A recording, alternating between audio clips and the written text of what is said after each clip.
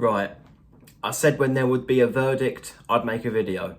So here I am. Welcome back to Palace Mad Mason. Hello everybody, welcome back to the channel. I'm not angry because for now, we are a Conference League side, but we have the ability to appeal Uefa's decision to CAS, which are basically the Government of Sport Integrity. That's basically who they are. And before I talk about the decision that was made, I think it'd make sense to talk about the whole case and what has gone on, because I haven't spoken a lot about it on this channel since it developed. Let's go right back to March, on the 1st of March, where Crystal Palace were playing Millwall in the last 16 of the FA Cup, where Palace ended up winning 3-1 to take them to the quarter-finals against Fulham, it turned out to be. And what was meant to have happened on that particular day, or by that particular date, was John Textor was supposed to have sent his shares over to a blind trust, because there's now a UEFA rule where two clubs of the same governing body, of the same owners, can't play in the same competition, and Textor also owns shares in Lyon club Lyon. However, John Textor has said, and has remained to say all along, that he does not have decisive influence over any decisions that have been made at Crystal Palace, whether it's to do with transfers, the hiring of Oliver Glasner. He said, making a couple of suggestions through word of mouth don't really make up for the fact that I didn't make the decisions for Steve Parish. He said on TalkSport yesterday, Steve Parish is quite a stubborn man. He does not listen to us. He goes by his decisions. He is the dominant force of the board at Crystal Palace. And as we know, going to the 17th of May, we ended up winning the FA Cup against all odds.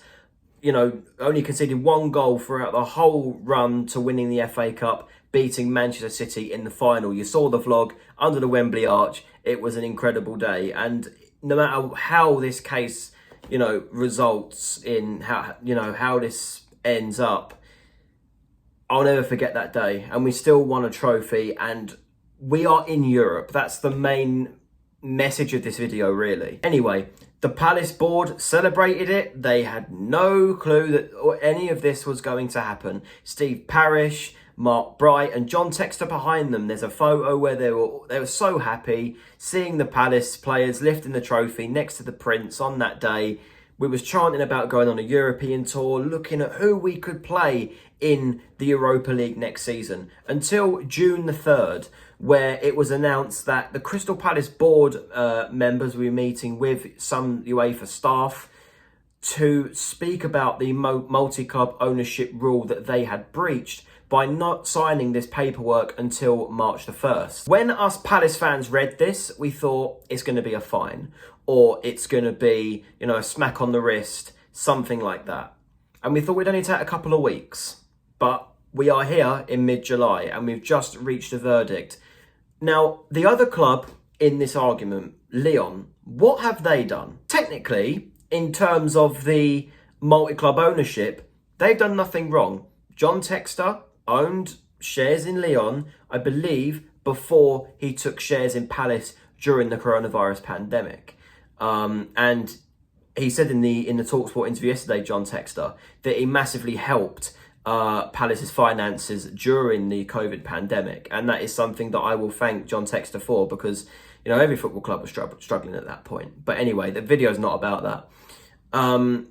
And yeah, it's gone AWOL since, because UEFA were just too scared to make a decision. Simple as. They were scared to make a decision because they didn't want to see either of these clubs getting kicked out of European competition. But because we hadn't signed the paperwork, one club inevitably had to go. Palace's argument is, we've never broken financial rules. We didn't know about this rule until a couple of days, or I think a week before the deadline. And John Textor claims that he never had any kind of ownership, decision-making to do within Crystal Palace. So he didn't feel the need to send his shares over. Because apparently, the notification, as said in an interview by Steve Parish today, the notification for this new rule by UEFA was actually sent in January. But no one saw it until February.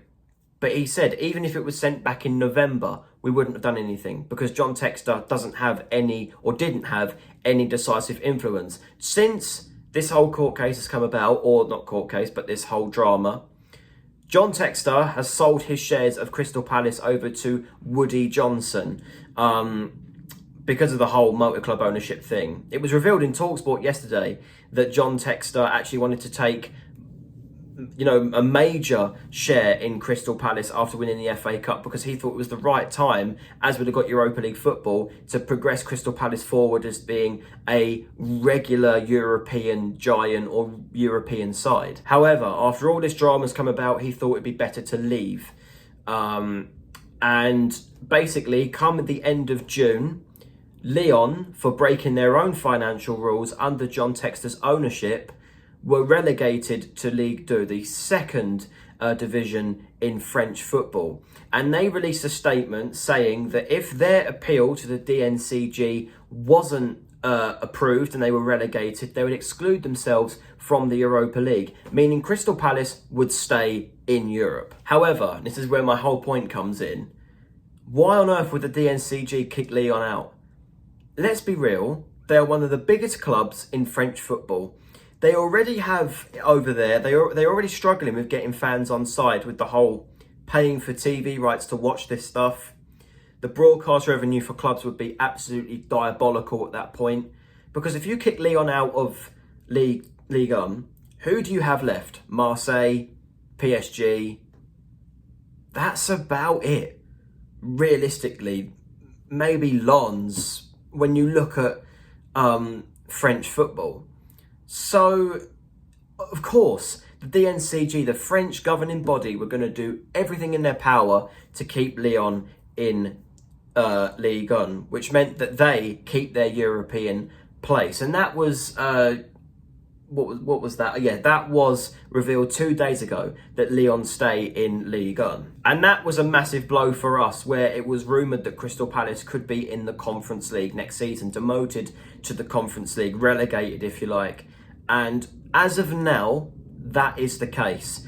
Crystal Palace next season, if we do not win the CAS appeal, Crystal Palace will be in the Conference League next season rather than the Europa League. Now, that first part of the video is the whole situation and what's been going on. I might have missed several bits, but I don't want to cram this and, make it rushed and, an overload of information, because a lot's gone on in the last month. I've probably forgotten some of it may be irrelevant though. Now let's get on to my opinions with all this. What I don't understand is how, first of all, Girona and Man City last season were allowed into the Champions League, even though they literally transfer players between each other. Savinho, for one, there's probably been more than that, probably from Man City down to Girona on loans and stuff.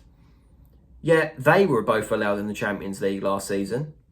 Why haven't we? What, because we didn't sign some bit of paperwork in March, where the likelihood of us winning the FA Cup back on March the 1st was quite unlikely. You look at the sides that were in the FA Cup at that point, there was still Man City, there was still Man United, there was still Nottingham Forest, still Newcastle, still Brighton. There were good sides left in the FA Cup. And then you look at also Fulham, who would beat in the quarterfinals, Aston Villa as well. Really strong sides. No one thought we'd have come up against them and won. Then you look at the circumstance of how Lyon got into the Europa League. Last minute goal on the final day of the Ligue 1 season got Lyon 6th place and into the Europa League. It is the most weirdest and most unlucky of circumstances. It really is. Another thing, and I'm not blaming Lyon. This is not Lyon's fault, really. It's John Textor's fault a little bit for not doing the paperwork in the end, and it's UEFA's fault, because this is my whole point. Lyon are a club riddled in debt. 500 million euros in debt. And so much so that it has breached financial rules to the point where UEFA fined Lyon 50 million euros. And that's the punishment they got. That's the punishment they got. And their opponents in this case, if you like, is a club that's never breached financial rules. They didn't sign one piece of paperwork. That's it. And they've just won their first ever major trophy, getting into Europe for the first time in our 164-year history. And that is the injustice that I feel like a lot of fans are feeling. And you know what? Not just a Crystal Palace. I've seen fans around the world on social media talking about this today. And a lot of people are siding with what I'm saying. There's a lot of people that will say rules are rules, and this does benefit a few fans. Nottingham Forest, for example, they finished 7th in the Premier League last season, meaning they get Conference League. Because of our demotion, as it stands, Nottingham Forest are in the Europa League next season. So, well done you, I suppose. Aston Villa fans, you know, because we were unbeaten in 4 against them over the course of last season. They are now happy that we may not have to cross wires in the Europa League next season because they are scared that we may beat them again. And Brighton fans are Brighton fans. You know, I don't really care about them. However, right, again, we can appeal this. And I feel like we can get this done. The only thing that I'm scared of with this whole appealing thing is how long is it going to take? We are now less than a month to the start of the season. Like I said in the last video, the Community Shield final game against Liverpool is our start to the season. It is. It's a chance of silverware. It's the first bit of silverware that's up for grabs in the new season. If you don't count the Club World Cup, that is. But do you know what I mean? And if this carries on, it is just going to have a massive impact on the recruitment and getting ready for the season. And don't forget, we're still a European club if this doesn't work out. Now, I have seen a lot of people say, yeah, but the Conference League is easier. You should win that. First of all, about us winning that, and this is a point that I think is very important, we should win the Conference League, right? Because West Ham won it. That's what people are saying. First of all, West Ham, when they won it, I think the previous 2 seasons before they won it, they were in the Europa League. They made the semi-final, lost out to Frankfurt, I believe, under Oliver Glasner at that point, believe it or not. And I think they were in, they lost to Leverkusen, I think, the season before that, or the season after, something like that. So the Conference League is easier for them because they have played harder teams in European competition. And they went on and won the Conference League. Fair enough. Chelsea won it. Well, Chelsea in their history have won the Europa League. They've won the Champions League. They spent £1 billion on their squad. Of course, the Conference League is going to be so much easier for themselves. They were slapping teams left, right and centre, scoring 4 goals a game and barely conceding a goal. Beat Betis 4-1 in the final last season. But that's Chelsea. But then you look at the sides who have never played in Europe before. Brighton did all right in the Europa League, but they were 4-0 down on aggregate after the first leg against Roma. Tough, being your first season in Europe. Wolves did all right, but lost in the quarter-final to Sevilla, who went on to win it. Burnley, all right, there's no qualifying stage anymore when it comes to the Europa League, but they didn't even make the group stage. It was tough. And it will be tough for us. And I feel like if we're not prepared, this season could be a bumpy ride. I think I've said all I needed to say in a nutshell. You know, it's an injustice to football. And it is what Steve Parish said in an interview earlier on today. But the reason why I'm not going so mad is because we have the opportunity to appeal it. If there was no opportunity for appeal and it was nailed on, confirmed we're a Conference League side, I would go mad because people will say, you're Crystal Palace, be grateful for the fact that you're in Europe. What I say back to that is, you try, working your socks off. Not just the players, but the fans as well. Creating the atmospheres, all that, to get the prize. You've got to the Europa League. But then you get Conference League instead. It is genuinely like winning the lottery, going up to the counter, you ask him, what have I won? And it turns out to be half of what the lottery prize is, what the jackpot is. Still a lot of money, but it's half of what you wanted. And I feel like this is the same thing here. And I don't think I'm being ungrateful. We deserve our place in the Europa League. Whether we do well in it or not, it's the experience. For these players and fans alike. Fans that have been waiting for this for 70, 80 years. I've been a Palace fan for 14 years. So to them, I haven't been a Palace fan for long. But I've been supporting this club for long enough. I've seen a final heartbreak. I've seen this at Wembley in the semi-final in 2022 when we lost to Chelsea. Textor is still our owner. What, so if we'd have won the cup back then, we'd be in this problem again, would we? Better if Man City were in this chair, they'd be fine. They'd be looking at the Europa League next season or the Champions League, whatever it is. I'm really fed up, man. I'm really fed up with it.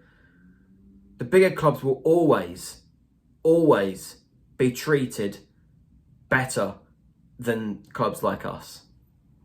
And that is the main message from this video. I'm disappointed in UEFA. Very disappointed. Angry. I'm not angry because I don't want to make myself look stupid if we do win this CAS case. Now, if we win it and we're in the Europa League, happy days. But UEFA is still a joke because no matter what happens, they've delayed our recruitment. They've made our start to the season so much harder than it already is. Let's face it, we've got to play Liverpool, the Premier League winners in the Community Shield final, Chelsea, the Club World Cup finalists. And then I believe if we're in the Conference League, we have to play a playoff game before the league phase. That's the thing. We was looking at league phase Europa League. Now we're looking at playoff to get into the league phase of the Conference League. It's not even half. It's like a third, or you know. Oh, I'm done. If you made it this far, I appreciate you listening to me rambling on. I did say when there was a verdict, I would make a video, so here it is. When the CAS review has been done, there is a proper verdict of that. I'll make another video on this. Hopefully we might sign another player in the next few days, weeks. But I'll leave the video with this. Like, share, subscribe, and I'll see you guys in the next one. I'm going to end the video after saying this. We had our day in the sun. 17th of May, 2025, we witnessed the club lift the FA Cup. Greatest moment in the club's history. We should be out in the streets. So even still, we're with the honeymoon phase, celebrating, talking about where we're going to tour, talk about who we could get, what players we might watch in the Europa League, you know, a different feel to the season. How are we going to cope with the Premier League? We're making videos about that. But instead, it's been 2 months of torture because UEFA let this drag on and on and on. But in the meantime, they're giving all these leeways and extra opportunities for the bigger clubs, giving leeway to them. Where's the leeway for us? Goodbye, people.